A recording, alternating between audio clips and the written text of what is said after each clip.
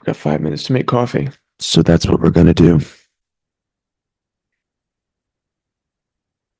How about them Grammy noms, huh? If I lose it all, slip and fall, I will never look away. Yeah, basically. Hey.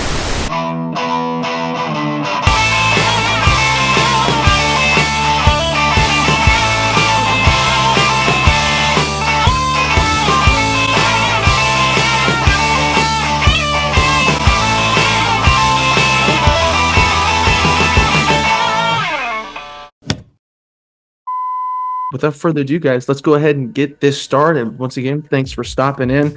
Let's talk a little bit about Inside Voices, guys. And we're coming up on just about the exact 2-month mark of the release of Side A. How are we feeling about all the positive reception that's come through since the release? Feeling great. Feeling like, it's always really beautiful just to see something that's been internal in the team for so long being so well received by people who have like no part of that world building. Like it's always so cool to see people just like fall in love with it. And it's made even better by like the fact that we know that there's a whole other side B that's coming out that we're equally excited about. And that's going to have like hopefully a different kind of resonance, but the same kind of impact, hopefully more. So I'm feeling good. I don't know, Court, if you want to speak on it. Feels great. Tour was lovely. It was so great to talk to people in person about how they felt about the music. Just feeling overall inspired, excited to share more. We just actually shot visuals for all of Side B recently, so we're getting those back and getting final cuts. So that's super exciting. Yeah, just excited to finish out that chapter and don't want to get too ahead of ourselves, but just feeling really inspired to keep creating new music, honestly. Absolutely. We'll come back to Side B here in just a few minutes. Let's talk a little bit about the Inside Voices tour. Your first headlining tour for this in 2 years. It must have been incredible, super exciting. Went all up and down the East Coast, including our very own Durham, North Carolina, which we are absolutely honored to have y'all in. You must be just unbelievably excited to get back on the road for Side B. I don't know if it's unbelievable.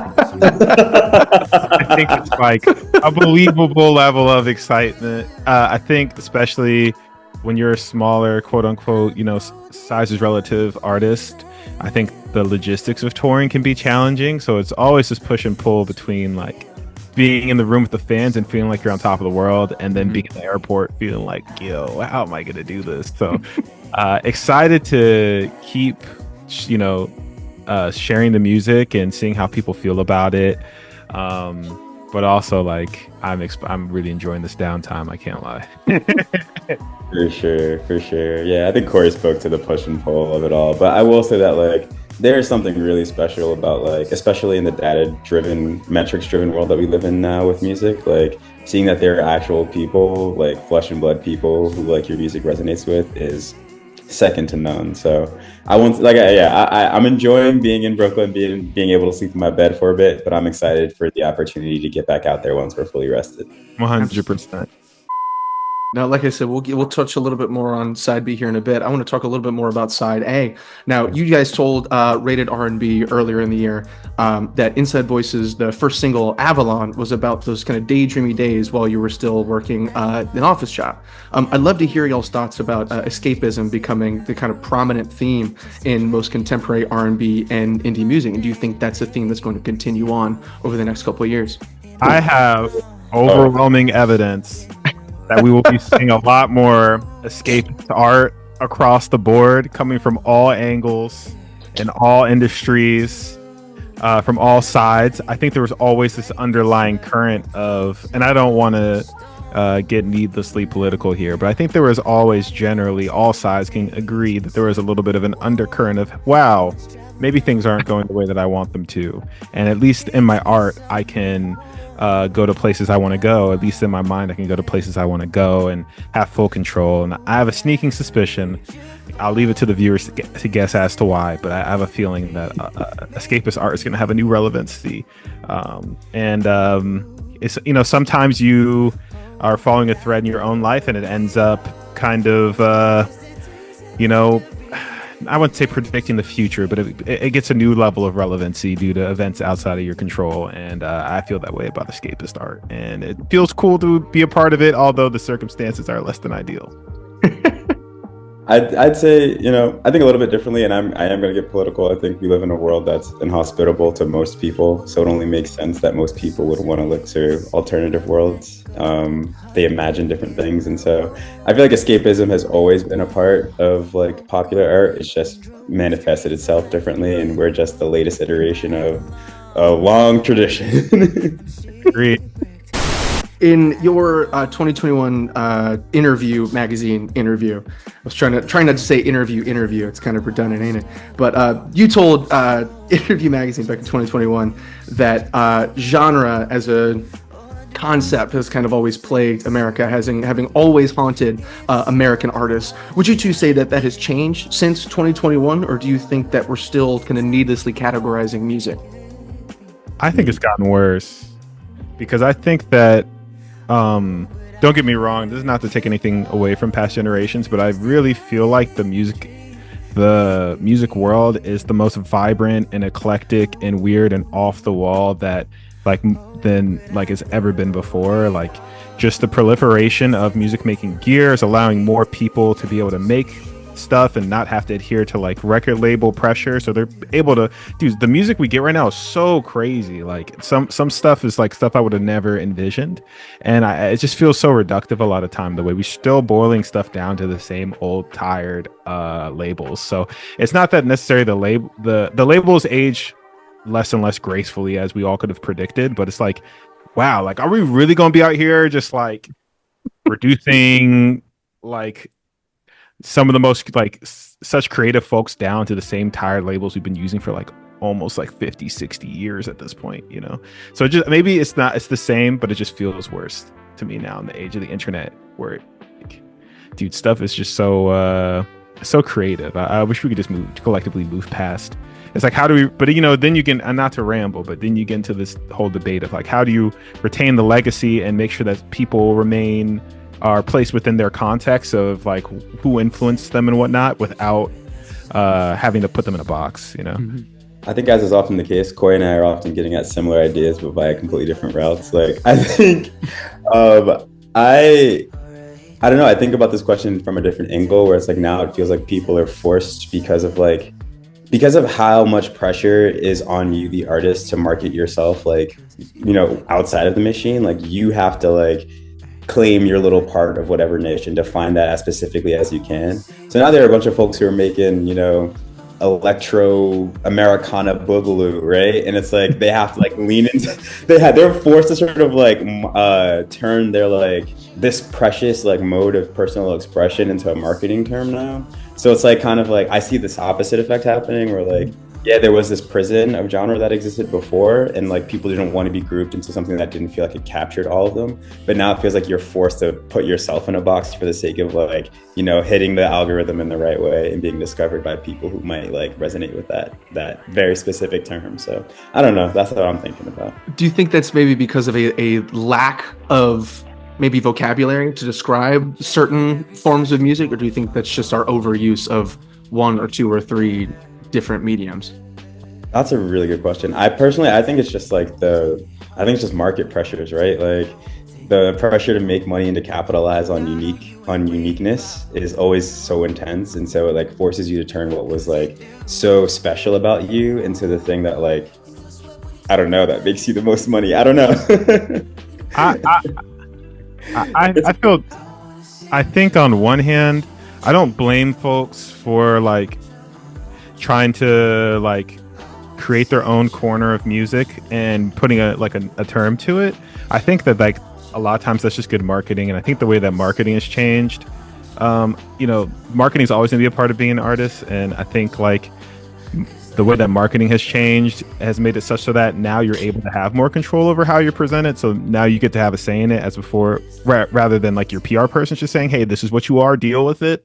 For me, I think a big part of genre, like at least in America specifically, is there's a really big racial component that you'd be remiss not to mention. Mm-hmm. I mean, I think you can even see it in how if you pull up a playlist, you're not going to you'll have Men I Trust, sitting next to Chicano Batman or sitting next to Cruza, but Cruza is gonna always be called R&B no matter what they do, and Men I Trust gets to dabble in R&B when they feel like it, but be called indie when they don't. And I don't. All these labels are what you make them. So it's not like being part of the R&B is bad or anything, or like that you shouldn't want to be. But it's just how we treat certain artists based on who they are, like identity wise, which I think that we need to take a good look at. I think if a artist pops up and says, I make electric boogaloo, like I don't really fault them, but it's kind of like if an artist pops up and says that they make electric boogaloo and they are black with cornrows from the Bronx, and so everyone just says, yeah, it's like rap boogaloo. It's like, can we sit here and maybe like, can we really talk about, or it's like, oh, it's like boogaloo R&B. It's like, let's look urban boogaloo. It's like, let's have a conversation about the why that is, I think it was Tyler the Creator at the Grammys in 2021 when that was Igor was 2021, right? He made a big point of that when he won Best Rap Album, saying that this wasn't a rap album. I rapped on it, but it wasn't a rap album. But you saw a black kid on stage and made it a rap album. Do you think that's gonna hold? This may be way too topical because Grammy nominations dropped today. Do you think that trend is going to continue into this year's not only Grammy noms but also Grammy winners? I've seen like a lot of pivoting to try to like beat those accusations. Well, maybe not pivoting, maybe slightly turning. Slightly turning, yeah, exactly. Pivot was a strong word. I'm glancing. Exactly.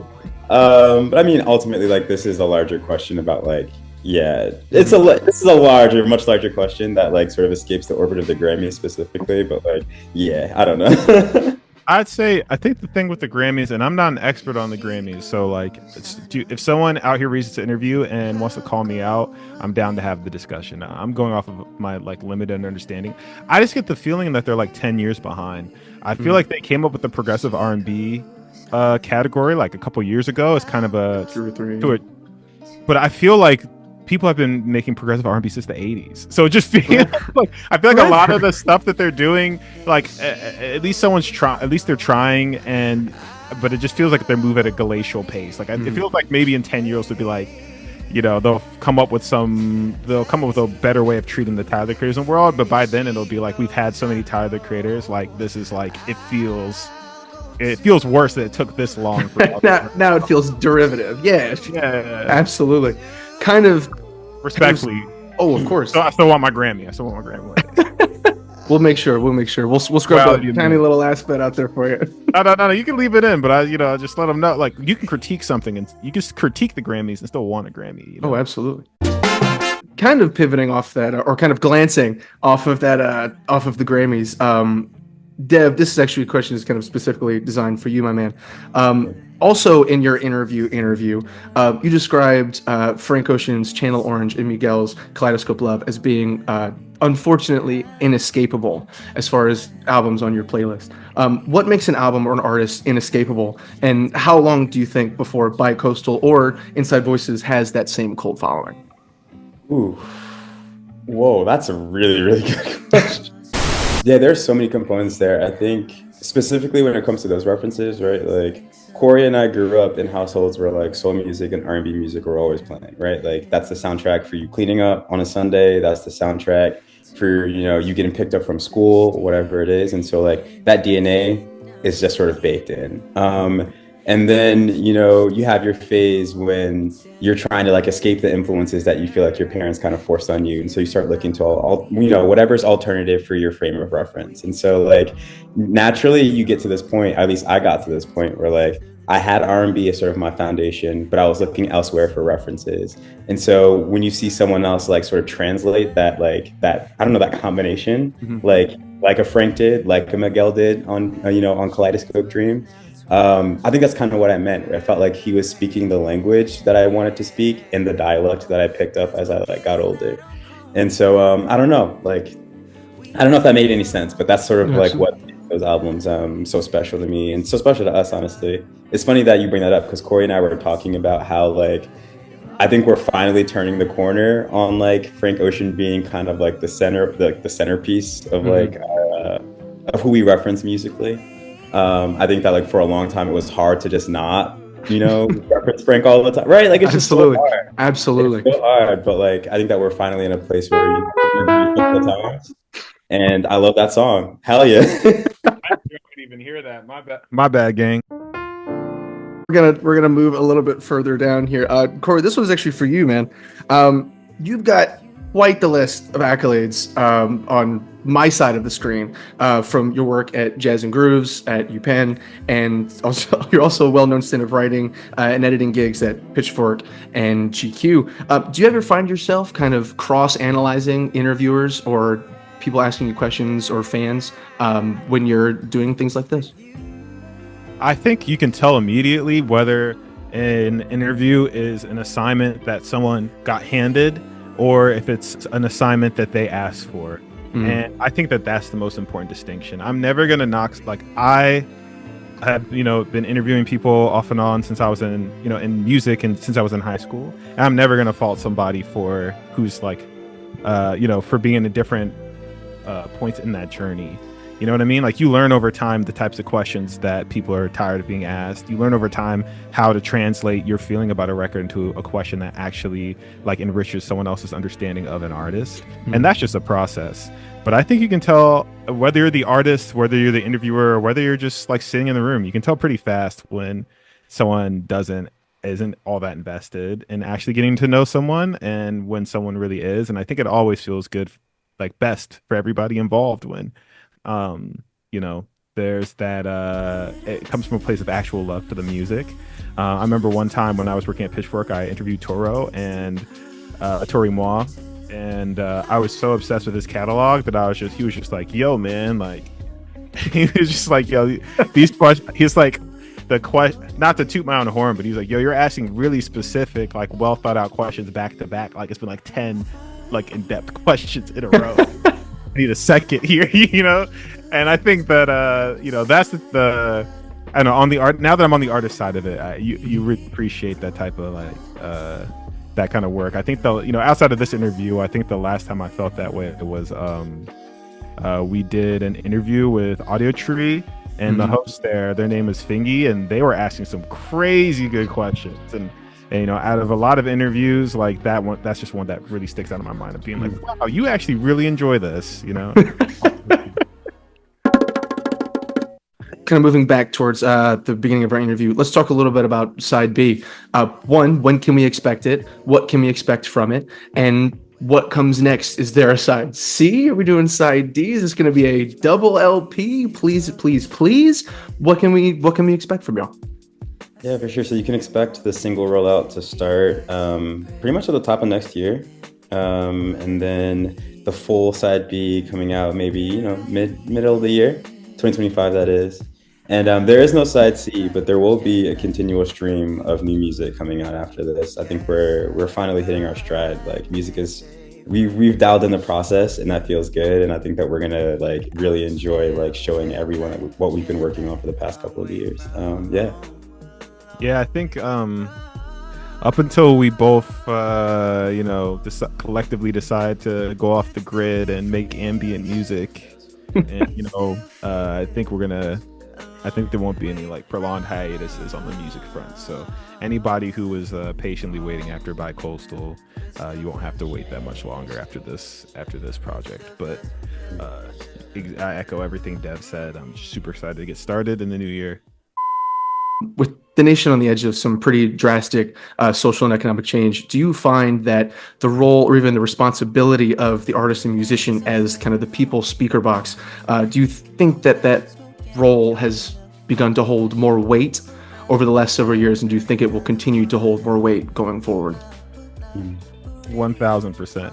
Dev, I feel like you want to tackle this question. No. I think you should, if you've got one left in there, you should go for it, brother. Definitely. I think that every artist has a role to play. I think the role that all of us have to play is being bastions for community to prosper and form. When we have shows, when we release songs, creating space for people to connect with one another and be there for one another, to form new friendships, form new connections. I think that's something that, whether you're the most political artist in the world or the most apolitical artist in the world, like, that's something we all have in common, is creating safe spaces for people to get a breather, meet new people, connect to new people. Because, like, I think, as some wise friends have told me, like, community is going to be the only way that we get through these challenges. And as artists, we get to be these hubs under which community can form and kind of, like, and potentially prosper.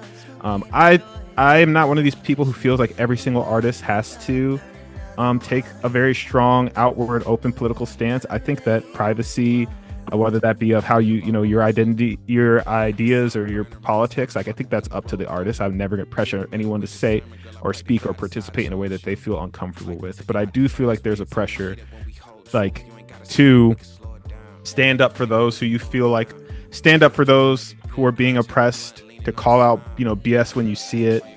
And, like, all of us, particularly artists of, specifically Black artists, we come from a tradition where artists, like, made it a point to be there for the Black community when they were needed. So that's something I take something I prioritize and something I plan to do. And I'll pass it to you, Dev.